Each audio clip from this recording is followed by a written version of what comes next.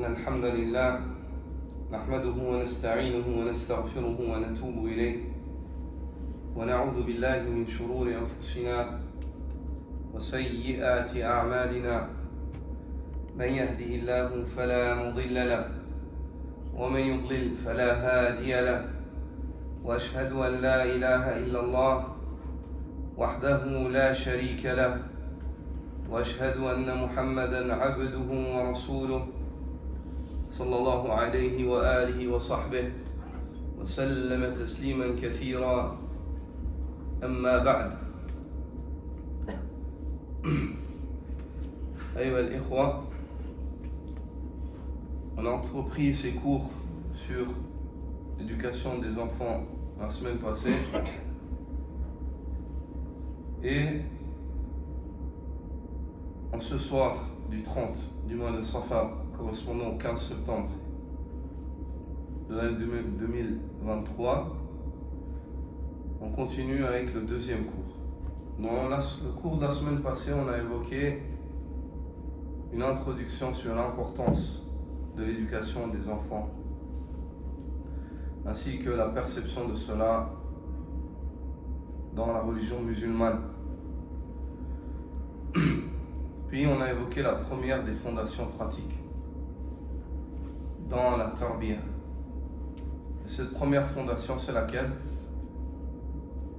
Qui nous la rappelle? Répondez, celui qui sait répond. La première fondation pratique dans la bonne éducation des enfants, c'est quoi? Ceux qui étaient présents.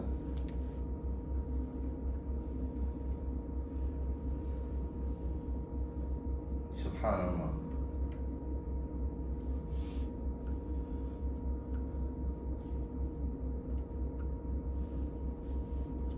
C'est dommage. En une semaine, on oublie ça. Aïe,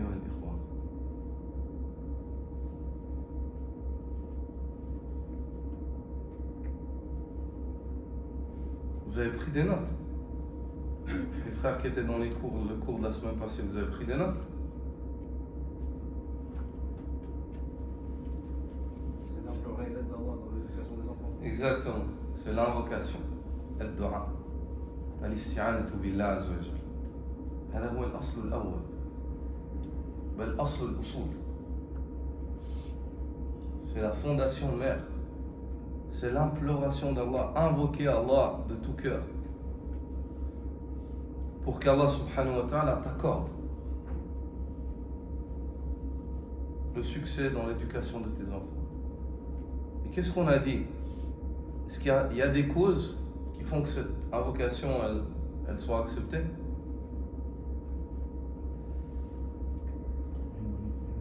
Le fait que les enfants, non, le fait que les parents qui invoquent en faveur de leurs enfants soient de ceux qui يسارعون في الخيرات ويدعون الله رغبا ورهبا, soit de ceux qui se dépêchent de faire des bonnes œuvres et ils implorent Allah avec espoir et crainte. Avec espoir et crainte. On a évoqué aussi une autre cause.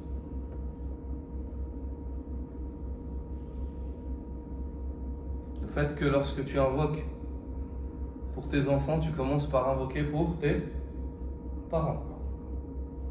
حتى إذا بلغ أشده وبلغ 40 سنة قال ربي أوزعني أن أشكر نعمتك التي أنعمت علي وعلى والدي وأن أعمل صالحا ترضى وأصلح لي في ذريتي إني تبت إليك وإني من المسلمين أولئك الذين نتقبل عنهم أحسن ما عملوا.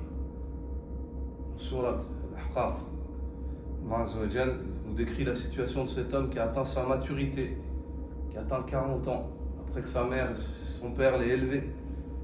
Il dit: oh mon Seigneur, inspire-moi d'être reconnaissant pour les faveurs que tu m'as accordées, ainsi que envers mes parents, pour mes parents. Accorde-moi d'œuvrer par des œuvres pieuses que tu agrées de moi, et réforme-moi dans ma progéniture. Inni tubtu ilayk, je me repens à toi, et je suis de ceux qui se soumettent. Allah Azza wa Jalla dit ceux-là sont ceux de qui nous acceptons. Donc, la deuxième cause, donc l'invocation c'est la fondation. Cette fondation pour qu'elle passe, la première c'est d'invoquer Allah avec crainte et espoir et de te dépêcher de faire des bonnes œuvres. La deuxième, c'est qu'avant d'invoquer pour tes enfants, tu invoques pour tes parents. La troisième, c'est at-tahri awqatul istijaba. Le fait de chercher à placer tes invocations dans des temps où il est noté, où il est relevé dans les textes de la charia qu'Allah accepte plus, où il y a plus de probabilité pour que l'invocation soit acceptée.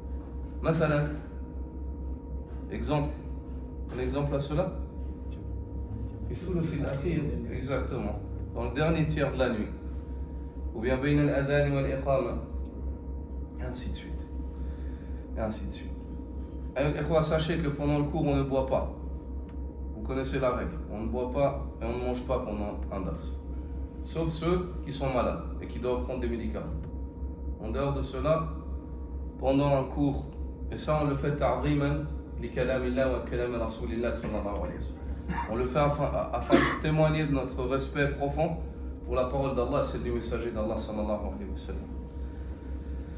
Donc la première fondation, ayyuhal ikhwa, je vous cache pas, Inch'Allah, je pense que vous avez une semaine chargée et tout, mais je vous cache pas que je suis un peu étonné que ceux qui se sont présentés à ce cours-là, la réponse elle ne soit pas sortie fluide. La première fondation c'est quoi? C'est l'invocation d'Allah. Stop. La deuxième des fondations, الثانية كن لأبنائك قدوة فإنه كن لابنك قدوة فإنه يتعلم من لحظتك قبل لفظك من لحظك قبل لفظك. La deuxième des fondations, fais en sorte d'être un exemple pour ton enfant. Fais en sorte d'être un exemple pour ton enfant. Et sache que ton enfant s'imprégnera de ce qu'il voit de toi avant de s'imprégner de ce qu'il entend de toi. Il tirera beaucoup plus de ce qu'il voit de toi que de ce qu'il entend de toi. وقد صدق القائل إن فعل رجل في ألف رجل أبلغ من قول ألف رجل في رجل. Et l'homme sage a dit vrai lorsqu'il a dit l'impact par les actes d'un homme sur 1000 hommes, elle est bien plus conséquente que la parole de 1000 hommes pour impacter un homme. L'influence par les actes d'un homme sur 1000 hommes, un homme il peut influencer beaucoup plus facilement 1000 hommes par son comportement que 1000 hommes pourraient influencer un seul homme par leurs paroles. Est-ce que vous avez compris? C'est important de comprendre cela. Et à la tête de cela, qui? Rasulullah sallallahu alayhi wa sallam. Il a influencé l'humanité, il a impacté l'humanité par son exemple. Puis après lui, al-Khulafa al-Arba'a, les 4 califes. Wal-Ashra al-Mubashirina bil-Jannah, baqiyatul Ashra, 6. Et les 6 autres, parmi les 10, en dehors des 4 califes, à qui il a été fait belle annonce du paradis. Al-Sahaba, al-Muhajirin wal-Ansar, wal-Tabi'in, wal-A'immatul Arba'a, et ainsi de suite. C'est des hommes qui ont impacté toute une communauté, des générations, des siècles, et ils ne cessent de les impacter. L'imam al-Bukhari, par ses œuvres, est-ce que l'imam al-Bukhari, il est venu te parler, me parler à moi, à toi? Pas du tout. C'est par son œuvre qu'il a impacté des générations et des générations, par son effort, par l'exemple qu'il a donné. Rahimahullah. فالله سبحانه وتعالى قال لقد كان لكم في رسول الله أسوة حسنة لمن كان يرجو الله واليوم الآخر وذكر الله كثيرا. Allah subhanahu wa ta'ala nous informe au sujet de l'impact, de cet impact-là qui est l'impact en donnant l'exemple. Et il nous demande de nous imprégner du meilleur des exemples, celui du prophète sallallahu alayhi wa sallam. Il dit, vous avez très certainement, en le messager d'Allah, le meilleur des exemples. C'est-à-dire que l'on tire notre éducation de l'exemple de cet homme-là. Aussi, Allah subhanahu wa ta'ala évoque ainsi pour les autres prophètes. Il dit, قد كانت لكم أسوة حسنة في إبراهيم والذين معه. Vous avez certes un bon exemple à prendre. De qui? De Ibrahim et de ceux parmi les croyants qui étaient avec lui. Donc on s'imprègne de quoi? De leurs actes. Nous on ne les a pas entendus eux. Seulement on nous informe sur ce qu'ils ont fait, leurs actes. On s'imprègne de cet acte-là. فقد جاء في حديث طويل رواه أو أخرجه الإمام مسلم في صحيحه في قصة سعد بن هشام بن عامر رضي الله رحمه الله التابعي حين قدم المدينة وأتى أم المؤمنين عائشة رضي الله تعالى عنها يسألها عن بعض المسائل فقال مما قال فقلت يا أم المؤمنين أنبئيني عن خلق رسول الله صلى الله عليه وسلم. قالت رضي الله عنها ألست تقرأ القرآن؟ قلت بلى. قالت فإن خلق نبي الله صلى الله عليه وسلم كان القرآن. قال فهممت أن أقوم ولا أسأل أحدا عن شيء حتى أموت.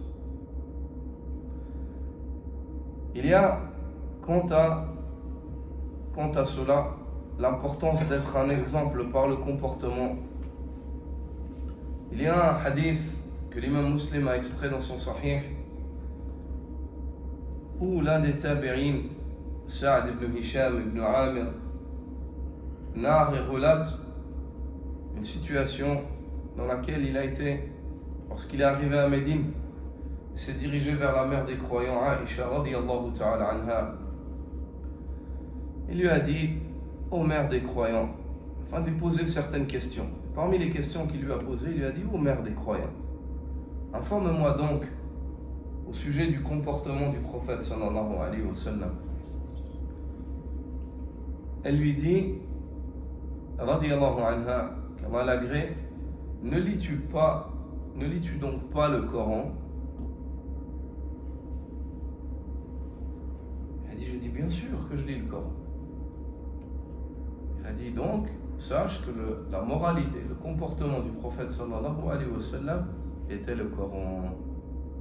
Le tabi'i, Sa'd, dit, à ce moment-là, lorsque j'ai entendu cette parole, j'avais envie de me lever et de ne plus interroger personne au sujet de quoi que ce soit dans la religion. De pratiquer juste ça. De m'imprégner de ce qu'il y a dans le Coran et ça me suffit. Et dans une autre riwaya, dans une autre variante de ce récit-là, qui a été extraite par Abu Ya'la, il est dit قلت يا أم المؤمنين حدثيني عن خلق رسول الله صلى الله عليه وسلم. Je dis aux mères des croyants, narre-moi quelque chose au sujet de la moralité, du comportement du prophète sallallahu alayhi wa sallam. قالت, elle me dit, ya bunay, ô mon enfant, ama taqra al-Qur'an, ne lis-tu donc pas le Coran? قال الله تعالى وإنك لعلى خلق عظيم. Ne lis-tu donc pas le Coran? Allah le Très-Haut ne dit-il pas au prophète sallallahu alayhi wa sallam, et tu es certes doté d'une noble moralité?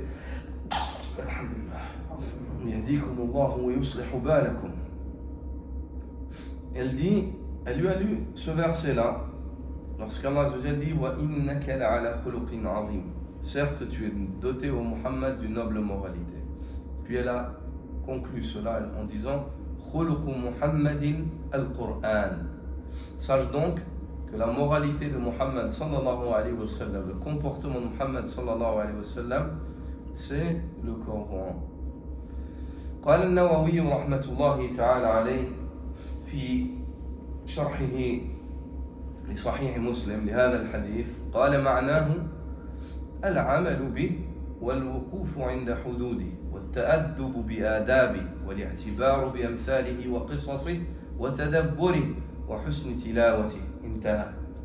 L'imam al-Nawawi, lorsqu'il commente ce hadith-là, dans son commentaire du Sahih de l'imam Muslim, il dit le sens de la parole de la mère des croyants lorsqu'elle dit que la moralité, le comportement du prophète, c'est le Coran. Il dit ceci veut dire ceci implique le fait que le prophète sallam œuvrait par les commandements qu'il y avait dans le Coran. Al-amalu bi wal-wuquf 'inda hududi, et qu'il s'arrêtait sur les limites prescrites dans le Coran. Ce qu'Allah a interdit, il ne le faisait pas. Wat-ta'addubu bi adabi, et il tirait son éducation des éducations qui sont dictées dans le Coran. Wal-i'tibaru bi amthalihi wa qisasi, et ceci comprend qu'il tirait les leçons qu'il y a à tirer des exemples, des paraboles qui nous sont données dans le Coran et des récits qui nous y sont contés. Wa tadabburi, qu'il méditait le Coran, wa husni tilawati, et il le lisait de la manière la plus belle. C'est-à-dire il s'efforçait de lire le Coran de la manière la plus belle, sallallahu alayhi wa sallam. Tout cela veut dire kana khuluquhu al-Qur'an. La parole d'Aïcha, elle comprend tout cela. Donc la moralité du prophète sallallahu alayhi wa sallam était le Coran. Ça comprend le fait d'œuvrer avec le Coran, le fait de s'arrêter sur les limites qui sont prescrites, de tirer les éducations. Ce que Allah aime, on le fait, ce que Allah n'aime pas, on s'en écarte comme critère, comme l'hypocrisie ou le polythéisme ou la trahison, et ainsi de suite. Et comme le fait d'être véridique, croyant, d'être pieux, ceux-ci sont des critères qu'Allah aime. De tirer des leçons autour des exemples qu'Allah nous a donnés dans le Coran, ainsi que des récits qu'il a évoqués. Puis le fait de méditer le Coran, de passer du temps à la recherche de sa compréhension, et le fait de le lire convenablement. وقال ابن رجب في جامع العلوم والحكم يعني أنه كان يتأدب بآدابه ويتخلق بأخلاقه فما مدحه القرآن كان فيه رضاه صلى الله عليه وسلم وما ذمه القرآن كان فيه سخطه. وجاء في رواية عنها أنها قالت رضي الله عنها كان خلقه القرآن يرضى لرضاه ويسخط لسخطه. انتهى. Ibn Rajab al-Hanbali dit dans Jami' al-Ulumi wal-Hikam, lorsque la mère des croyants Aïcha dit que la moralité du prophète sallallahu alayhi wa sallam c'était le Coran, il dit ceci veut dire que le prophète sallallahu alayhi wa sallam tirait son éducation, sa moralité, son comportement du Coran. Ce que le Coran a loué, le prophète sallallahu alayhi wa sallam l'agrée. Ce qui a été évoqué en bien dans le Coran, le fait que d'avoir un bon comportement envers les parents c'est bien, et si, ou bien d'être droit c'est bien, le prophète sallallahu alayhi wa sallam agrée cela, il était content avec ces comportements-là. Et ce que le Coran a mentionné d'une manière à critiquer comme comportement, le prophète sallallahu alayhi wa sallam se mettait en colère quand il voyait cela. Il n'aimait pas cela. Tout ça fait partie du fait de d'imprégner ton caractère, ton comportement, ta moralité du Coran. Et puis ensuite Ibn Rajab évoque en exemple, il dit Ja'a fi riwayatin anha, il a été narré dans une variante de ce récit de la mère des croyants, le fait qu'elle a dit kana khuluqul Qur'an yarda li ridahu wa yasqatu li sakhatihi. La moralité du prophète sallallahu alayhi wa sallam était le Coran, il agréait, son agrément était conforme à ce qui est agréé dans le Coran, et sa colère était conforme à ce en quoi il y a la colère d'Allah Azza wa Jal dans le Coran. Il est important, d'essayer de nous réformer. C'est pour cela que certains des salafs ont évoqué que l'éducation des enfants, elle commence avant leur naissance, en s'éduquant nous-mêmes. Et il est primordial que nous nous remettions en question, que nous repentions, nous tous. Et en espérant qu'Allah subhanahu wa ta'ala préserve nos enfants des méfaits de nos comportements, des mauvais exemples qu'on leur donne. Et qu'Allah Azza wa Jal leur accorde la lucidité de voir par l'agrément d'Allah Azza wa Jal, et de passer au-delà de nos manquements et de voir là où il y a l'agrément d'Allah. et de passer au-delà de nos manquements. Abu al-Ala al-Ma'arri, le poète et le sage parmi les sages du 5e siècle, a dit وينشأ ناشئ الفتيان منا على ما كان عوده أبوه وما دان الفتى بحجاب ولكن يعلمه التدين أقربوه. Elle dit, sachez que le jeune homme parmi nous suit son cours sur les habitudes que lui a données son père. C'est-à-dire, la voie sur laquelle il est, en règle générale, c'est celle qu'il a tirée de sa famille. Ceci à la base, en règle générale. وما دان الفتى بحجاب ولكن يعلمه التدين أقربوه. Et ce n'est pas possible, ce n'est pas par perspicacité que le jeune homme va trouver sa religiosité, mais la religiosité, ceux qui vont lui l'enseigner, ce sont ceux qui lui sont le plus proche. Donc il est primordial, ayyuha al-ikhwa, que nous accompagnions nos enfants par les actes, tout autant que par la parole. Et que ces enfants-là s'imprègnent du comportement, que nous marchions ensemble avec eux sur la bonne voie. Où est l'utilité? Parmi les pires des choses qu'un éducateur puisse faire, c'est le fait qu'il commande le khayr et qu'il ne le fasse pas. Allah subhanahu wa ta'ala évoque cela comme étant le caractère de ceux qui ne raisonnent pas. أتأمرون الناس بالبر وتنسون أنفسكم وأنتم تتلون الكتاب أفلا تعقلون. أين العقل في هذا? Commandez-vous le bien aux gens tout en oubliant vos propres personnes, alors que vous lisez le livre, alors que c'est vous qui lisez le livre. أفلا تعقلون, ne raisonnez-vous donc pas? هذا ليس من العقل في شيء. Il n'y a aucune chose raisonnable dans le fait de commander le khayr aux gens et de ne pas le faire. Ceci fait partie des causes de châtiment. Yawm al-Qiyamah, qu'Allah nous en préserve.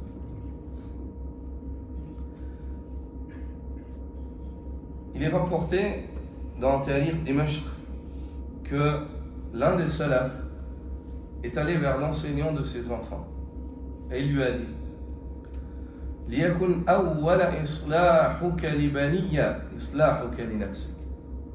Que le premier pas que tu entreprends dans la réforme de mes enfants soit le fait de réformer ta personne.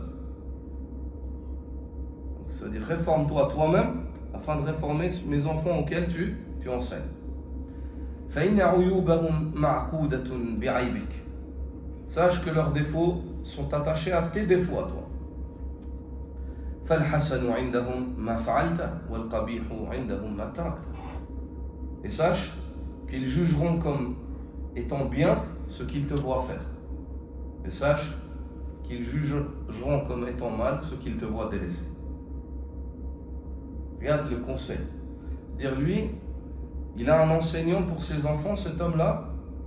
Regardez aussi, salaf bil abna. Comment est-ce que les pieux prédécesseurs, l'importance qu'ils accordaient à leurs enfants. Ils ne se contentaient pas juste de jeter l'enfant dans les mains de quelqu'un et de lui dire occupe-toi de son éducation, puis c'est bon. La mas'ouliya, elle est plus sur mon coup. Non. Il emmenait l'enfant chez l'enseignant et regardait ce que l'enseignant lui enseigne. Et il conseillait l'enseignant. Il disait que le premier pas que tu entreprends dans la réforme de mes enfants soit le fait de réformer ta personne d'abord. Et sache que les défauts qui seront visibles chez mes enfants sont attachés aux tiens, à tes défauts à toi. Pourquoi? Car mes enfants jugeront comme étant bien tout ce qu'ils te voient faire et ils jugeront comme étant mauvais tout ce qu'ils te voient délaisser. سبحانك اللهم وبحمدك أشهد أن لا إله إلا أنت أستغفرك وأتوب إليك.